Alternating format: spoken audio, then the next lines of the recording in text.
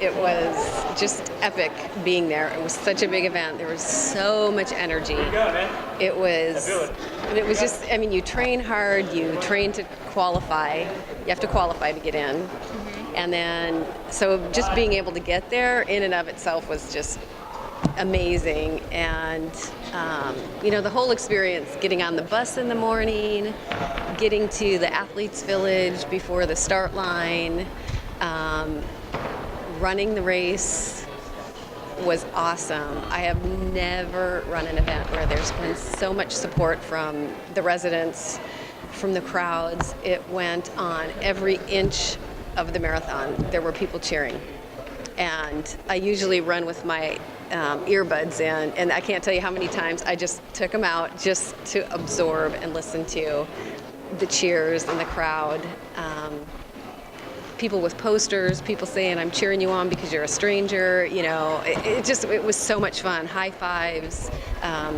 That particular day is Patriots Day in Boston, so in Massachusetts it's a holiday. So there's no school, and there were so many children out there just high-fiving people, and families that had their own aid stations.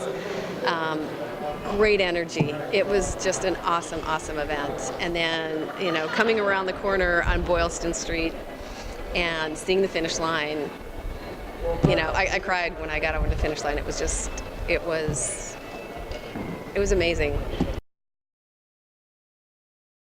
And I just, I was kind of in a daze. Your brain's a little mushy after running that far. And I went up into the next block to get my drop bag. And I was standing at the bus, and so I was about a block away. And when I heard the first explosion, and there was a gal standing next to me who said, "Is that normal?" And my first thought was, I looked immediately and saw this huge plume of smoke. And my very first thought was, it was a cannon. It was Patriots Day. Perhaps there, and I looked and thought, wow, that's a lot of smoke, and that's really dangerous. And then I went to, and this is all in a split second, then I just went through the finish line. There was no cannon. I was there the day before. There was no cannon, and it was, I guess they're saying 10, 12 seconds later with the second blast. And instinctively, I just knew there's something wrong. It was interesting. My friend was pretty kind of relaxed and didn't, I don't think it really hit her. My thought was, what else is going to happen? What else is going to happen? As we left the area, we walked back to my hotel, which was a mile or so, a couple of miles. We joked about, how slow I was walking, and, because I was sore, and be careful of the curves. It's, easier to go up than it is to go down. It was kind of a big, just joking about don't walk too fast. And we got to the hotel, went up to the room, and her husband got off the train. My friends never had even heard it because they were on the team.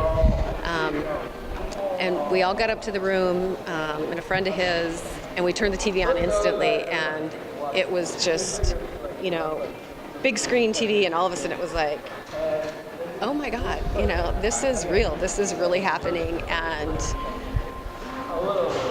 it was, oh God, we were just kind of shocked. And, we were kind of concerned about Aria, the 5-year-old, my goddaughter, and, we didn't want to act alarmed. We just, casually talked about it.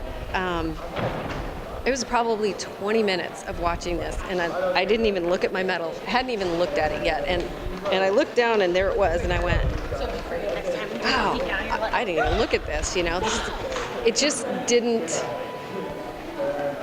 it was so surreal. I mean, normally when I do a race, I love the end of the race.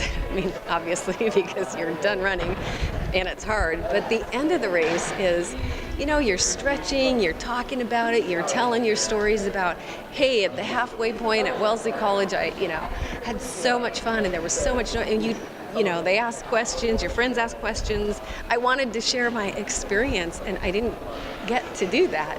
I didn't get to stretch. I didn't eat. I didn't do any of the normal things that I do after an event. And we didn't really realize, I mean, we saw everything on TV. My friends had gone downstairs to take Arya outside for a little bit and couldn't get back up. So the hotels were already, security, making sure we had an ID, and they checked on the roster to make sure we were registered guests. I had to go down and get them for them to be able to come back up to the room. We did go out to dinner that night. We had some dinner reservations, and they had basically said, don't go out if you don't have to, but we decided, let's go ahead, we'll go out, we'll eat.